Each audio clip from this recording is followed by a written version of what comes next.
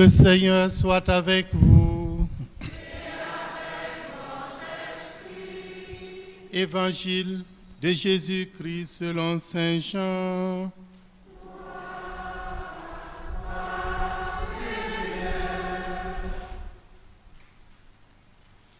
Jésus arrivait à une ville de Samarie appelée Sychar, près du terrain que Jacob avait donné à son fils Joseph, et où se trouve le puits de Jacob. Jésus, fatigué par la route, s'était assis là, au bord du puits. Il était environ midi. Arrive une femme de Samarie qui venait puiser de l'eau.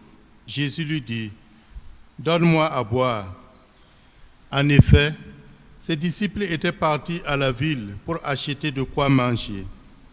La Samaritaine lui dit: « Comment, toi qui es juif, tu me demandes à boire, à moi une Samaritaine ?»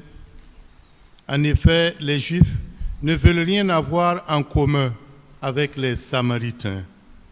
Jésus lui répondit: « Si tu savais le don de Dieu, si tu connaissais celui qui te dit « Donne-moi à boire », c'est toi qui lui aurais demandé et il t'aurait donné de l'eau vive. » Elle lui dit: « Seigneur, tu n'as rien pour puiser et le puits est profond.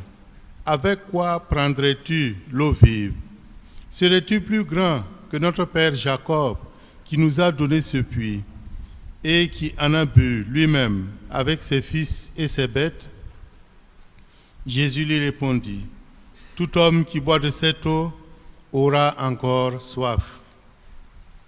Mais celui qui boira de l'eau que moi je lui donnerai n'aura plus jamais soif.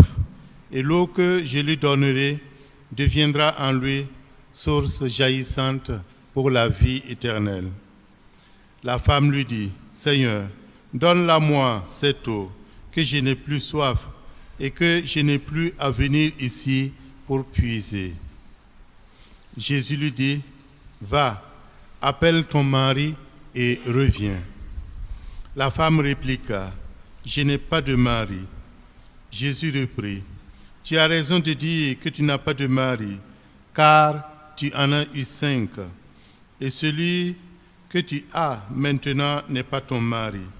Là, tu dis vrai. » La femme lui dit: « Seigneur, je le vois, tu es un prophète. Alors, explique-moi, nos pères ont adoré Dieu sur la montagne qui est là, et vous, les Juifs, vous dites que le lieu où il faut l'adorer est à Jérusalem. » Jésus lui dit: « Femme, crois-moi, l'heure vient où vous n'irez plus, ni sur cette montagne, ni à Jérusalem, pour adorer le Seigneur. Vous adorez ce que vous ne connaissez pas. Nous adorons celui que nous connaissons, car le salut vient des Juifs. Mais l'heure vient, et c'est maintenant, où les vrais adorateurs adoreront le Père en esprit et en vérité. Tels sont les adorateurs que recherche le Père. Dieu est esprit, et ceux qui l'adorent, c'est en esprit et vérité qui doivent l'adorer. » La femme lui dit: « Je sais qu'il vient le Messie, celui qu'on appelle Christ. Quand il viendra, c'est lui qui nous fera connaître toutes choses. » Jésus lui dit: « Moi qui te parle, je le suis. » Là-dessus, ses disciples arrivèrent. Ils étaient surpris de le voir parler avec une femme. Pourtant, aucun ne lui dit: « Que demandes-tu » ou « Pourquoi parles-tu avec elle ?» La femme, laissant là sa cruche, revient à la ville et dit aux gens: « Venez voir un homme qui m'a dit tout ce que j'ai fait. Ne serait-il pas le Messie ?»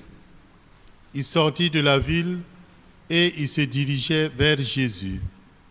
Pendant ce temps, les disciples l'appelaient: « Rabbi, viens manger. » Mais il répondit: « Pour moi, j'ai de quoi manger. c'est une nourriture que vous ne connaissez pas. Les disciples se demandaient, quelqu'un lui aurait-il apporté à manger? Jésus leur dit, ma nourriture, c'est de faire la volonté de celui qui m'a envoyé et d'accomplir son œuvre. Ne dites-vous pas, encore 4 mois, et ce sera la moisson? Et moi je vous dis, levez les yeux et regardez les champs qui se dorent pour la moisson. Dès maintenant, le moissonneur reçoit son salaire. Il récolte du fruit pour la vie éternelle, si bien que le semeur se réjouit avec le moissonneur. Il est bien vrai, le proverbe, l'un sème, l'autre récolte, l'autre moissonne. Je vous ai envoyé moissonner là où vous n'avez pas pris de peine. D'autres ont pris de la peine et vous profitez de leurs travaux. Beaucoup de Samaritains de cette ville crurent en Jésus à cause des paroles de la femme qui avait rendu ce témoignage. Il m'a dit tout ce que j'ai fait. Lorsqu'ils arrivèrent auprès de lui, ils l'invitèrent à demeurer chez lui. Il y resta 2 jours. Ils furent beaucoup encore plus nombreux à croire à cause de ses propres paroles, et il disait à la femme, ce n'est plus à cause de ce que tu nous as dit que nous croyons maintenant. Nous l'avons entendu par nous-mêmes et nous savons que c'est vraiment lui, le Sauveur du monde. Acclamons la parole de Dieu. Louange à toi, Seigneur Jésus.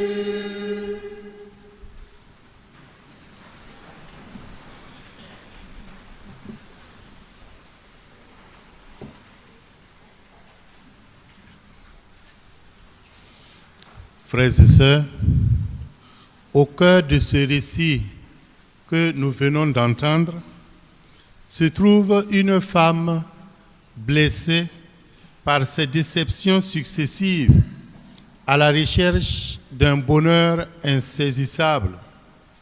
Une femme dont l'histoire nous rappelle peut-être le drame de tant d'autres personnes déçues par la vie. Ce jour-là, elle était allée au puits de Jacob à l'heure où le soleil est brûlant et où la soif se faisait vraiment ardente. L'évangéliste Jean nous dit qu'il était midi. En choisissant cette heure si étrange, elle voulait sans doute éviter de rencontrer les gens sur la route et surtout de tomber sur les groupes de femmes qui ont l'habitude de venir à la fontaine pour se raconter des commérages. En Samarie, en effet, elle devait être bien connue à cause de la mauvaise réputation que lui ont valu ces 5 mariages ratés. Elle avait pensé trouver son bonheur dans ce que la vie semblait lui offrir de meilleur et de plus beau, l'amour. Mais ces expériences successives se sont toujours soldées par un échec. À partir de ce récit de la Samaritaine, et pour notre méditation, je voudrais tout simplement retenir 2 points. Aux questions qui divisent, Jésus oppose des réponses d'union. Et deuxièmement, Jésus nous rencontre dans notre vie de tous les jours et fait de nous les témoins de sa bonne nouvelle. Aux questions qui divisent, Jésus oppose des réponses d'union. La Samaritaine, en abordant Jésus, évoque ce qui les oppose en matière de règles de convenance et d'interdits, des interdits qui sont bien connus par tous. Comme à toi, un homme, un juif, tu me demandes à boire, à moi une Samaritaine. Il est bon de rappeler ici que les Juifs évitaient au maximum les Samaritains, la Samarie. Ils évitaient ce territoire considéré comme impur, habité par un peuple dont ils se méfiaient et dont ils voulaient éviter de solliciter de l'aide. Les rabbins disaient que l'on ne pouvait demander de l'aide des Samaritains qu'en extrême nécessité, car c'était comme consommer de la chair impure du porc. L'eau du puits de Jacob était donc impure, tout comme la viande du porc. La Samaritaine évoquait donc cette opposition. Et quand ensuite elle découvre en Jésus un prophète, elle l'interroge sur une des principales raisons qui divisent Juifs et Samaritains, c'est-à-dire les lieux différents de culte. Explique-moi, nos pères ont adoré Dieu sur la montagne qui est là, et vous les Juifs, vous dites que le lieu où il faut l'adorer est à Jérusalem. En d'autres termes, quel est le véritable lieu de culte? La montagne de Garizim, qui est près du puits de Jacob, ou le temple de Jérusalem?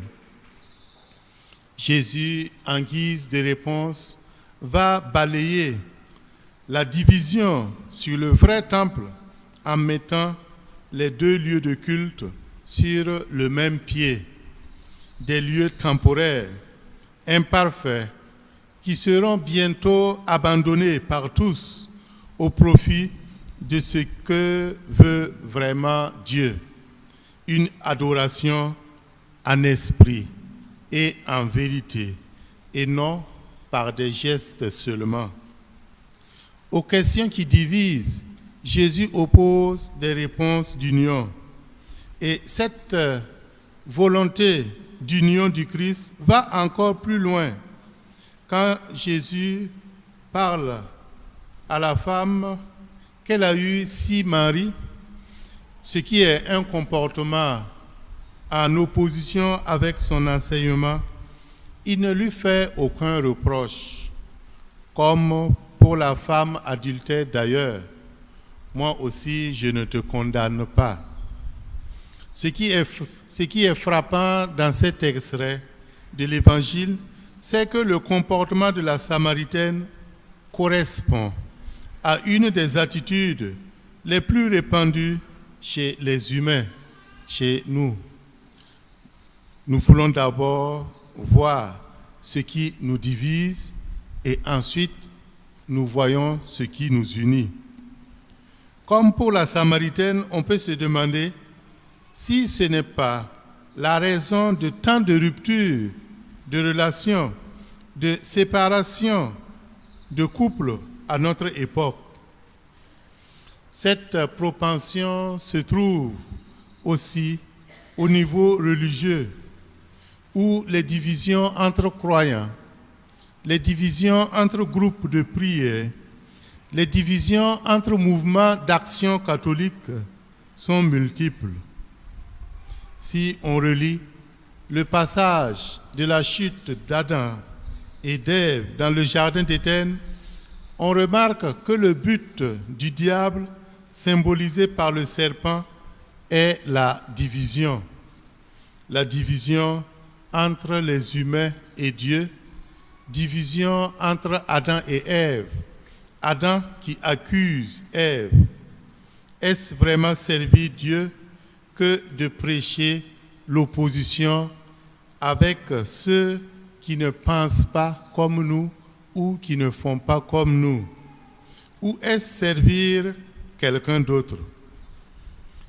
Le passage de la Samaritaine que nous venons d'entendre nous montre la voie que Jésus nous propose.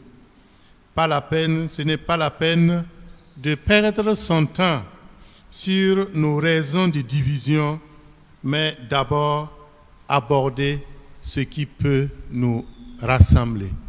Et c'est là le premier enseignement de ce dimanche. Deuxièmement, Jésus nous rencontre dans notre vie de tous les jours et il fait de nous ses disciples. Jésus rencontre la Samaritaine. En discutant avec elle, la discussion devient comme le puits, de plus en plus profonde. Tous deux, ils discutent d'abord de la soif, du puits, des moyens pour puiser l'eau, de Jacob qui a donné ce puits, de l'eau vive, du don de Dieu. Puis Jésus invite la femme à regarder au fond d'elle-même, à puiser au fond d'elle-même, à faire la vérité avec elle-même, à laisser apparaître la vérité. Va, appeler ton mari et reviens. Cette rencontre avec Jésus la transforme et elle devient un témoin joyeux et enthousiaste du Christ vivant. Venez voir un homme qui m'a dit tout ce que j'ai fait. Ne serait-il pas le Messie? Et l'évangéliste Jean nous dit que grâce à elle, beaucoup crurent en Jésus. C'est la transformation totale pour elle et pour tous.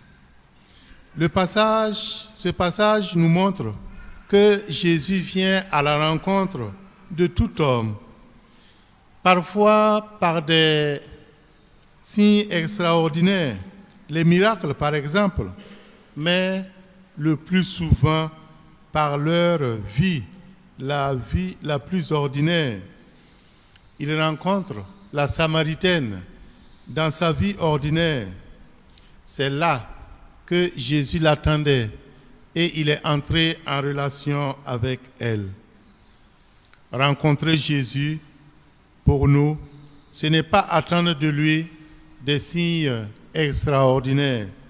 C'est se dire qu'il est dans ma vie de tous les jours. Il est avec moi et par conséquent, je dois faire très attention à ce que je fais, à ce que je dis, à ma façon de vivre.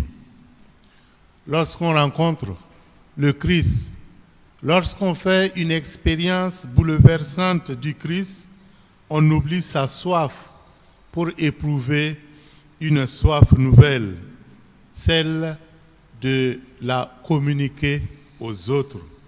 Tout comme la Samaritaine qui a oublié sa cruche et sa soif pour courir et annoncer la bonne nouvelle à ses frères.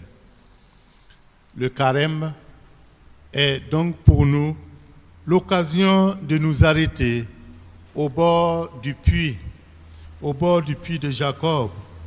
C'est là que Jésus veut nous rejoindre pour creuser en nous cette soif. Donc, ne fermons pas notre cœur comme au désert, mais écoutons la parole de Dieu. Et que le Seigneur nous donne à tous en abondance cette eau vive, cette source jaillissante pour la vie éternelle. Lui qui est Dieu pour les siècles des siècles. Amen.